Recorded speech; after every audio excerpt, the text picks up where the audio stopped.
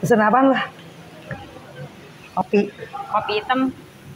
Oke, selamat datang di my channel YouTube dan kali ini saya bareng sama Ika. Ya. Kamu tuh nama aslinya siapa sih, Kak? Dipanjang. Ya, lu kan dipanggilnya Neng Ica. Ya sebenarnya Neng Ica itu aku bikin sendiri sih nama sosmed. Tapi nama panjangnya Satya Dharma Ika Santi. Itu kan dari kemarin gue tuh ngobrol sama orang-orang yang namanya tuh nggak Madura banget. Ya, kayak bukan orang Madura. Jadi kayak Ongki ya, terus Koyan, terus lu sekarang. Padahal tulen ya. Nama apa sih nama aslinya? Apa Satya? Satya Dharma Ika Santi. Jadi gila tuh nama gimana sih orang tua?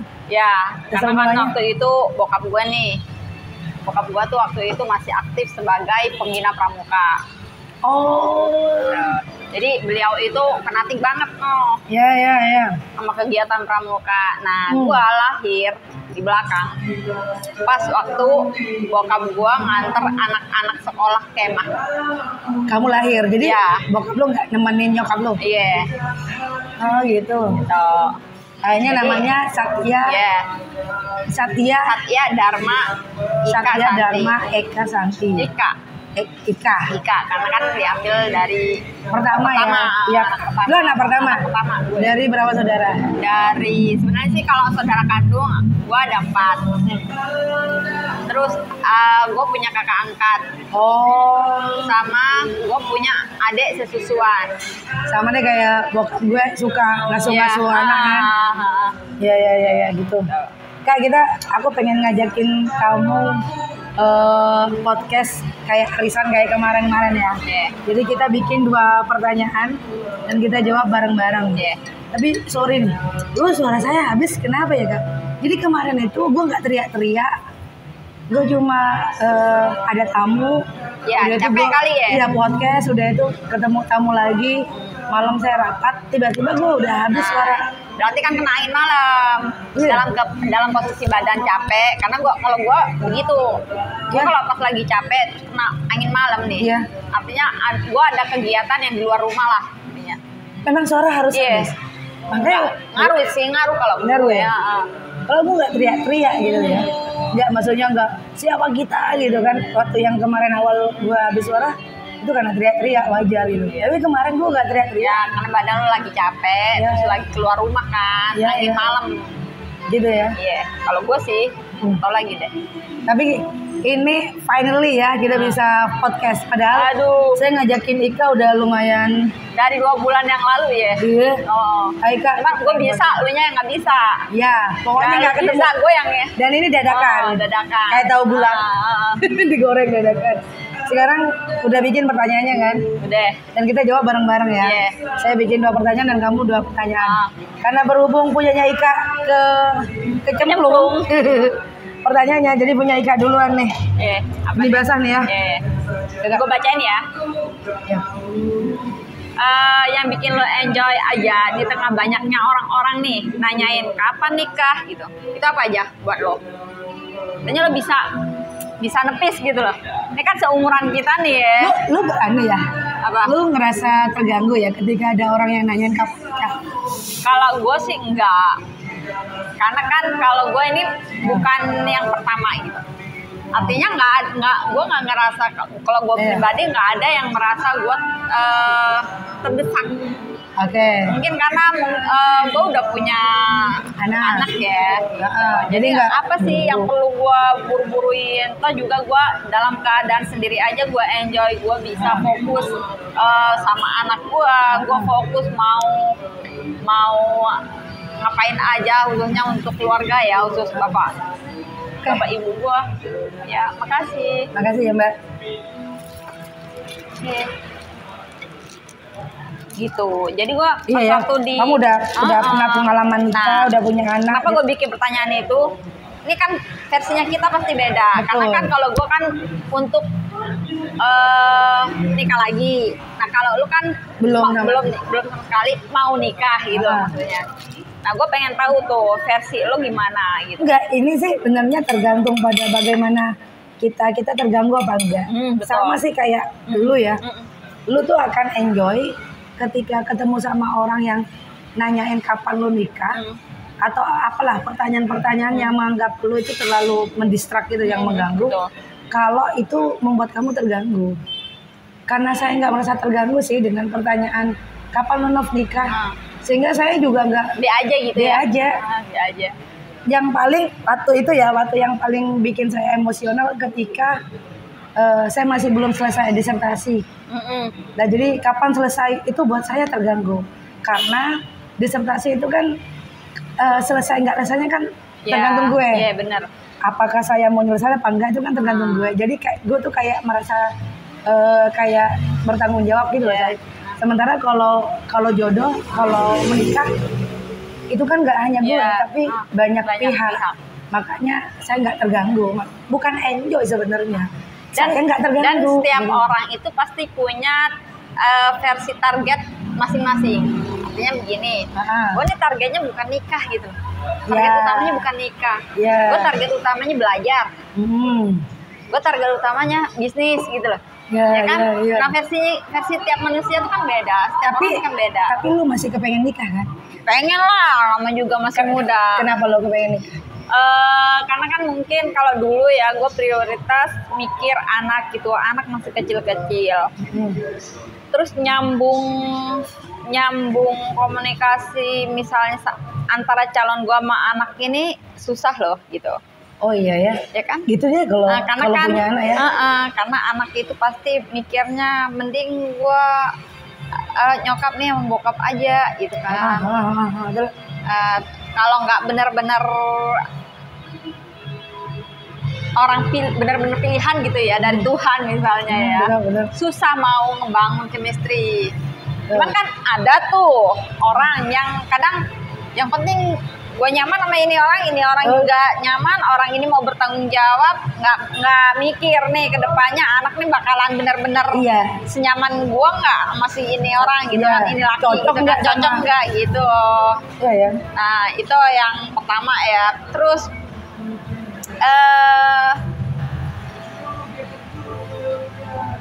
sekarang ini kan anak gue udah beranjak dewasa, udah remaja. Nah, gue udah udah mulai sepi-sepi itu kayaknya gitu.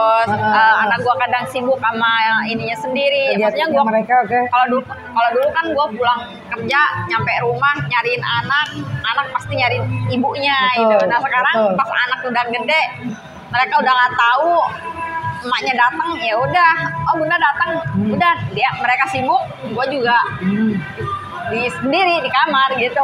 Jadi udah ada saat-saat di mana gue pengen ada yang perhatiin, ada yang paling ngobrol, nanyain gitu. Gimana keseharian lu? Kalau waktu itu ya anak gue belum segede ini gitu ya, masih gue pulang kerja masih dicariin sama anak-anak gitu. Pas ada yang nanyain di mana udah pulang, makin digituin gue makin di sini, apaan sih kok malah ngeribetin, ini nggak ngerti apa gue lagi ribet sama anak gitu kan ya. Gitu. Tapi lu ada target enggak sih, nggak ada target. Kalau urusan gue pengen nikah, gue pengen ada pendamping. Cuma gue nggak target ke situ gitu. Oh maksudnya sampai kapanpun. Tapi gue mau nanya, ini yang ditanyain Royan kepada gue, kalau seandainya lu sampai istiak nih, kayak mati nih, lu nggak nikah gimana? Ya udah takdir sih. Makanya gue kan nggak narget apapun soal jodoh ya. Karena kalau nggak gitu, gue jadinya nanti gerusa-gerusu asal pilih.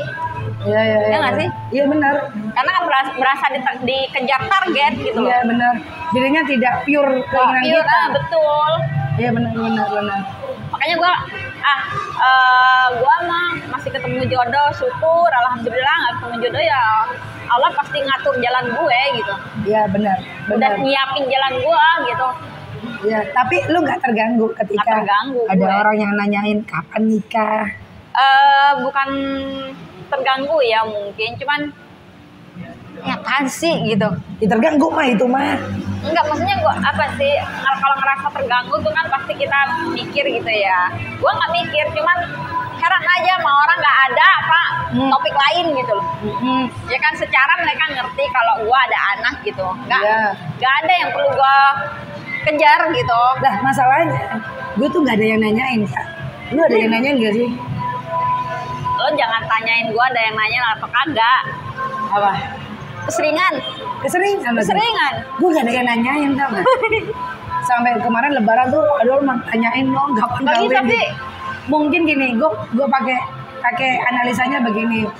Jadi ada analisa tuh gini, kamu nggak akan dibohongin kalau kamu nggak berpotensi untuk saya bohongin. Jadi saya nggak akan nipu kamu, nggak akan ganggu kamu, nggak akan ngejahatin kamu. Kalau gue nggak ada potensi ngasih, kalau gue nggak ngasih peluang ininya ya.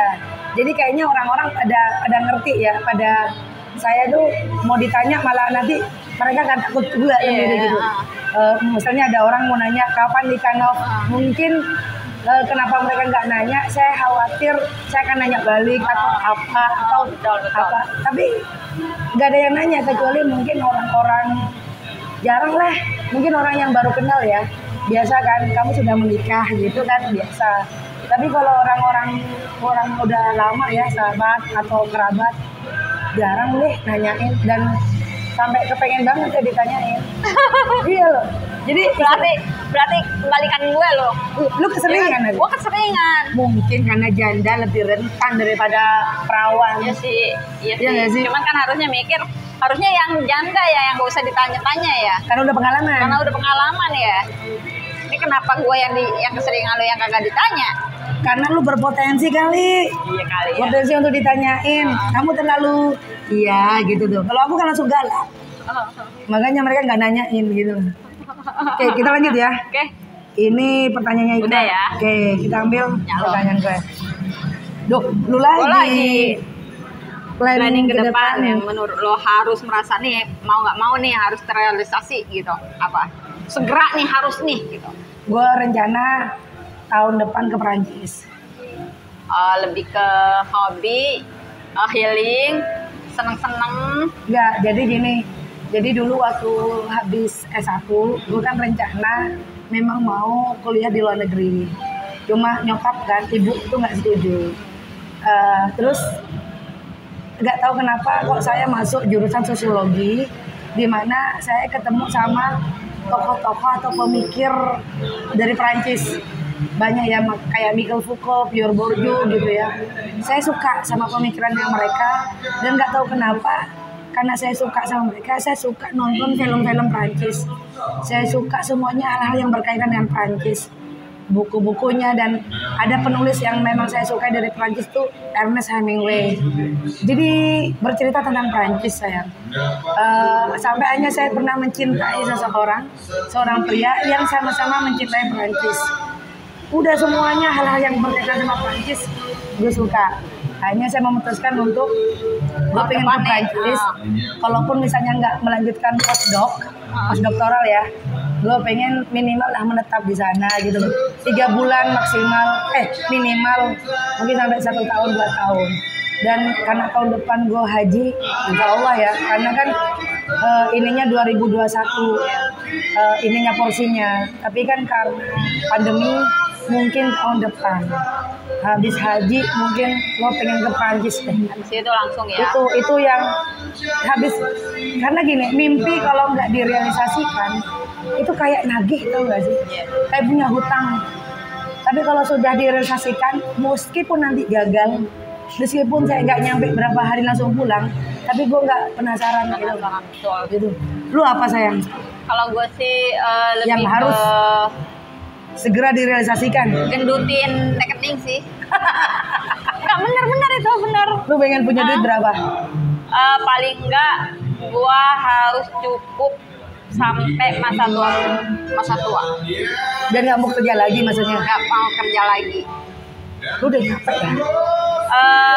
Capek sih enggak sih, karena kan gua bawa enjoy gitu ya. Cuman gue cuma mikir aja, gue sampai kapan sih kerja sama orang gitu. Paling enggak kalau gue kerja sama orang itu cuman selingan aja buat gue, buat hiburan gitu. Jadi jangan jadi penghasilan utama gue. Oke. Gitu. Sedangkan gue orangnya nggak bisa berbisnis gitu. Lu kepengen gendutin rekening dengan cara apa? Lewat hobi sih. Sebenarnya sih kemarin sempat ya beberapa tahun yang lalu. Iya. Gue kan suka fotografi nih, udah mulai ngejob juga gitu. Cuman karena dari perusahaan gue kerja itu target makin naik, otomatis kan lebih banyak nyita waktu gue. Nah akhirnya ya dengan sendirinya nggak terlalu dikembangin itu gitu. Padahal kan sebenarnya studio udah ada di rumah. Iya. Itu mah dari zaman gua belum ada kali ya, bokap nyokap gua udah, artinya di Pamekasan aja studio foto itu masih bisa dihitung gitu ya. Sekarang masih ada di rumah? Nah di satu-satunya di kampung gue cuman di rumah gua aja. Ya emang. Waktu itu terus gua juga gede-gede dari, bisa dibilang gede-gede dari makan dari duit studio itu gitu, motret itu gitu. Ya bokap gua kan juga pegawai negeri ya, cuman gua ngerasa itu hasil dari fotografi itu lebih banyak menyumbang lah di hidup kita gitu. Gitu.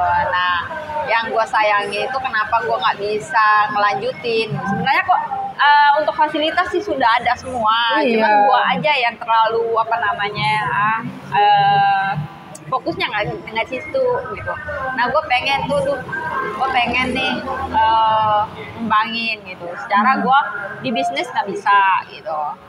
Jadi lo mikir bingungnya satu sisi lo nggak bisa ngelepas kerjaan.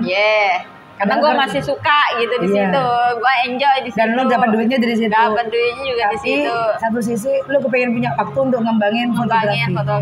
Studio gue yang kemarin. Lo nggak pernah nyari solusinya gitu loh, say? Tanpa harus berhenti dari kerjaan lo? Belum sih. Nggak pernah? Belum. Nggak pernah nyoba sama sekali atau gimana? Bukan nggak pernah nyoba ya.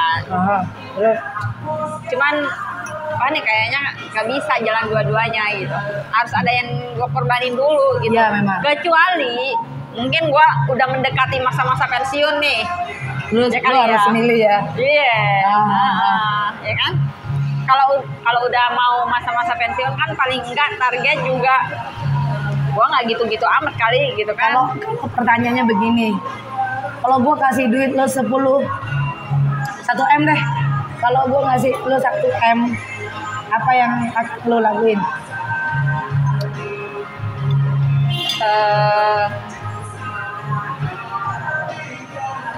Apa ya?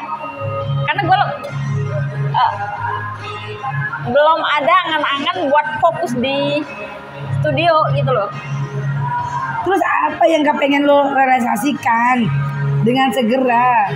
Ya kerjaan gua kan itu bukan penghasilan tetap ya. Maksudnya penghasilan gua itu nggak melulu di situ. Semakin gua banyak kerja, pendapatan gua di perusahaan kan makin banyak juga gitu.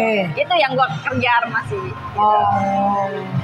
Jadi menaikkan atau menggemukkan rekening dengan memaksimalkan kerjaan sekarang. Tapi semoga dengan gendutnya rekening lo bisa jalan dua-duanya. Oh gitu. Oke. Tapi bener deh. Doain ya. Iya. Enggak, aku belakang ini pernah, kan gue gak pernah minta-minta ya sama Tuhan karena udah dikasih gitu. Terus gue pernah gini, Tuhan gue kepengen punya duit 10 M. Mau ngapain, bingung mau ngapain. Nah, itu sama mau ngapain ya 10 M. Ya lo jangan pulang-pulang lah dari Perancis. Ya gue rencana memang di Perancis tuh mau nyari duit. Kecuali duit lo udah tinggal 2 M baru lo balik Indonesia. Lo makan nggak? Boleh lanjut deh ya. Apa ini dari gue? Apa makna persahabatan menurutmu? Atau kenapa sih kamu mau berteman dengan saya?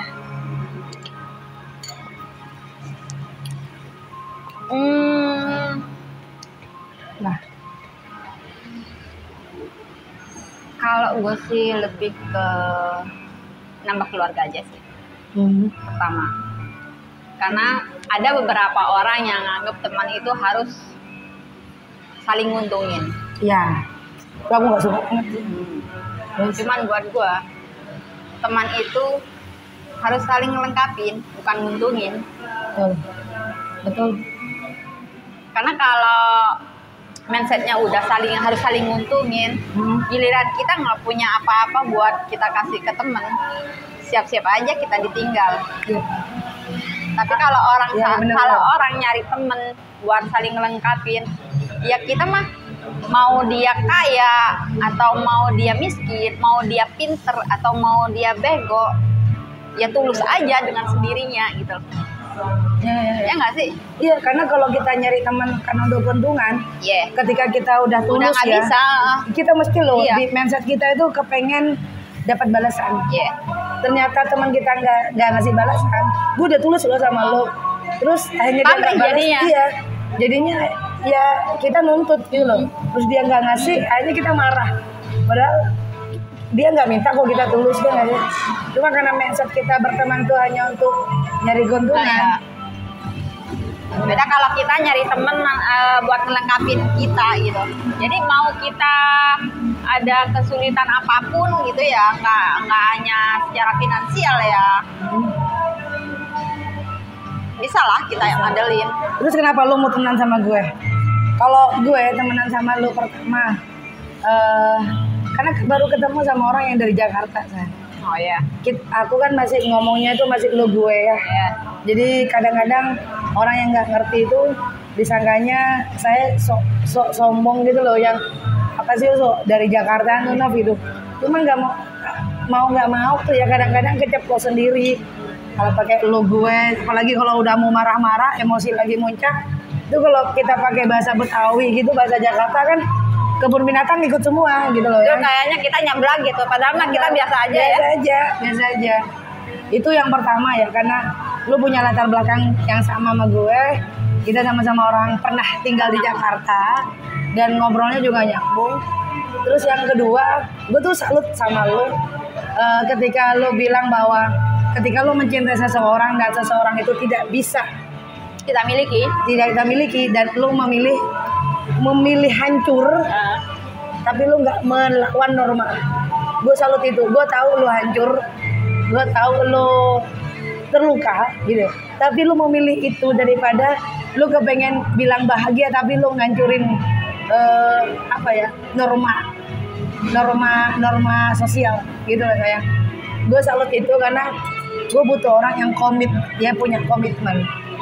Itu yang bikin gue salut, karena ketika kita nggak tahu ya, manusia itu masih berubah. Ketika gue udah nggak konsisten sama omongan gue, adalah masa-masa dimana kita nggak konsisten. Gue langsung inget ke lu aja, anggaplah yang kayak begini ya, anggap kita nggak ngomongin kelas sosial ya, lu janda, lu masih pekerja gitu ya, dan lu kuliah nggak sih, say? Lu nggak selesai kuliahnya di kuliah, tinggal sarjana aja, tinggal sudah aja. Tapi lu punya komitmen gitu loh ya, lu punya integritas. Banyak orang yang berpikir bahwa orang yang kuliah tinggi itu punya komitmen. No, ya nggak jamin. Makanya buat saya orang cerdas, orang pintar itu bukan bisa diukur dari tingkat pendidikan. Saya ngeliat tuh dari komitmen, bagaimana dia berintegritas, apa istilahnya ya. Yaitu gue salut sama lo.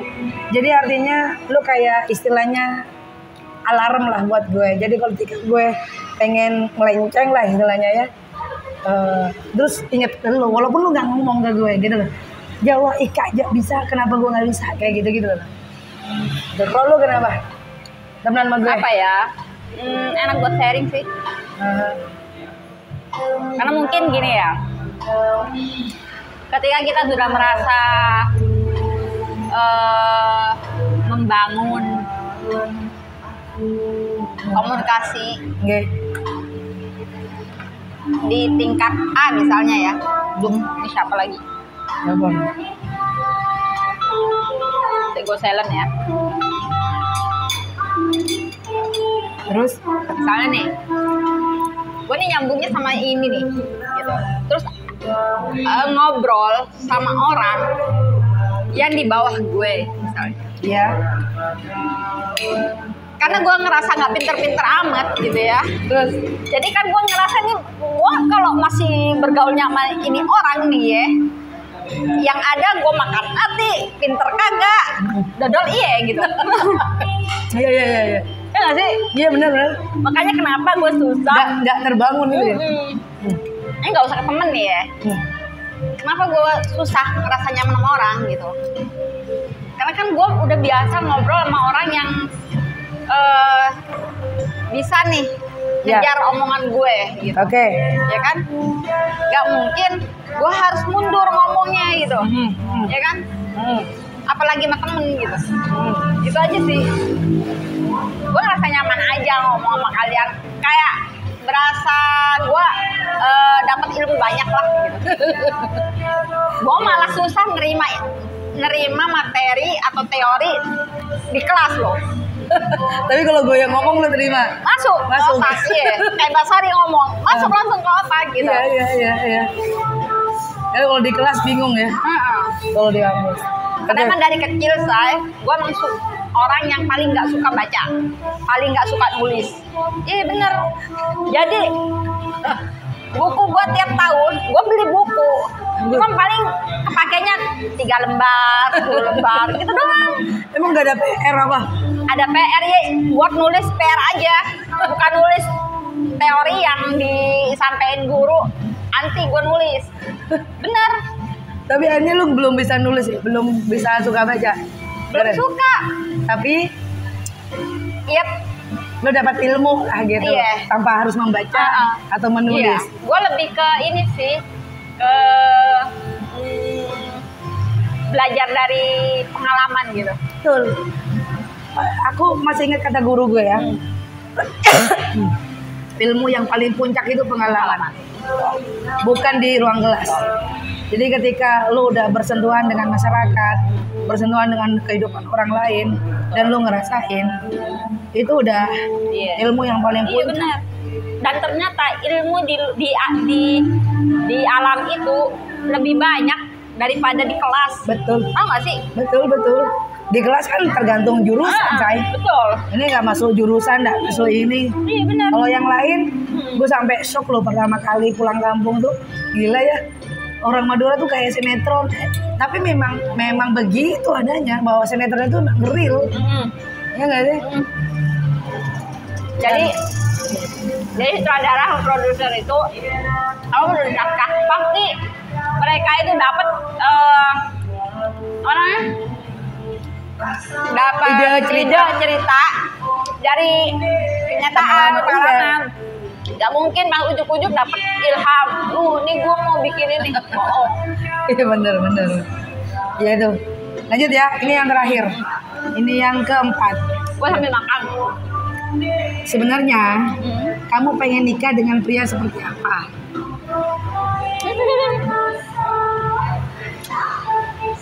Ini bahasa kerennya nih, kriteria cowok. Ya, kriteria. Cuma kamu pengen nikah kayak seperti pria kayak apa sih? Nikah dengan pria seperti apa? Gue ada kriteria. Karena begini, cinta itu datang dari kenyamanan. Kenyamanan itu bisa datang kalau semuanya dirasa cocok. Oke. Kalau nggak cocok nggak mungkin ngerasa nyaman. Oke. Intinya cocok aja dulu. Jadi lu nggak percaya dengan cinta pandangan pertama nggak? Enggak. Oh nggak percaya? Enggak. Karena kan kecocokan itu kan muncul ketika kita sudah berinteraksi. Wah, gue lebih kayak itu. Ini cocok nih. Gitu. Daripada pandangan pertama gue nggak percaya. Oh, lu nggak percaya? Kalau lo?